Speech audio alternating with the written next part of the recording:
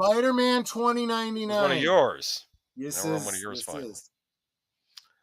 Now Uh, this is again one of those fuzzy memories, but back in 90 whatever it came out in 93, 94, um they started doing this line of speculative futures for all of the superheroes, starting with Spider-Man 2099. And because I was already collecting Spider-Man, I said, let me get the Spider-Man 2099.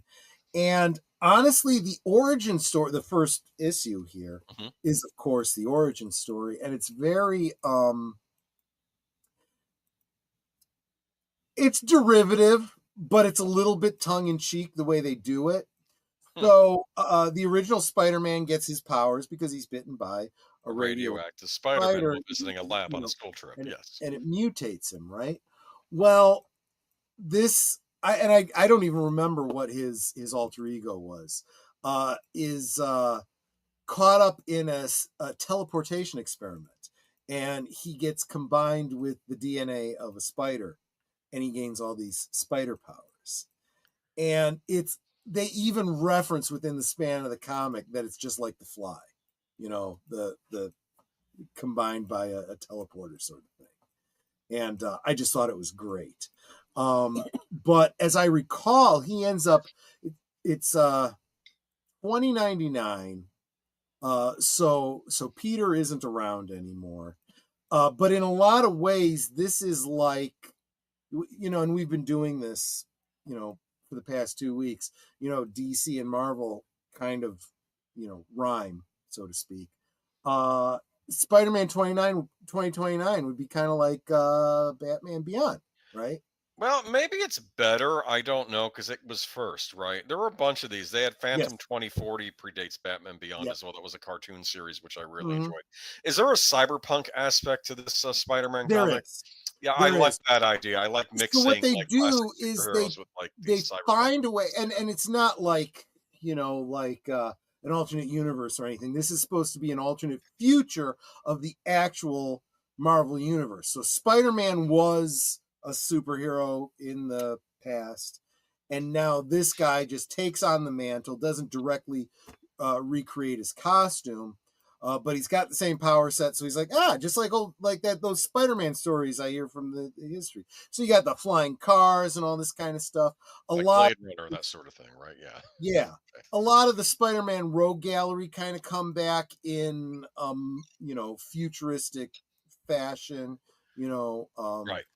Like Doc it, Ock. it does kind of beg the question, kind of like, um, you know, do super villains exist just because superheroes exist or whatever, and you know Mm, so it's interesting, and it's a very different kind of story. I kind of liked it, yeah, and I collected it for quite some time. this is what I'd like to see adapted. I do think this character showed up in those Spider-Verse movies that Sony was doing, the animated ones, but Did they? Good, I'm yeah, I glad. think he shows up in them. Yeah, but I'd be curious when just do a standalone series about this. I think it would be interesting. I would check it out definitely, and maybe the comics are worth reading too. I should look into it. We're under the impression that Spider-Man 2099 came first. When did Batman Beyond, when was that? Oh, all right. Let me use my time machine brain thing.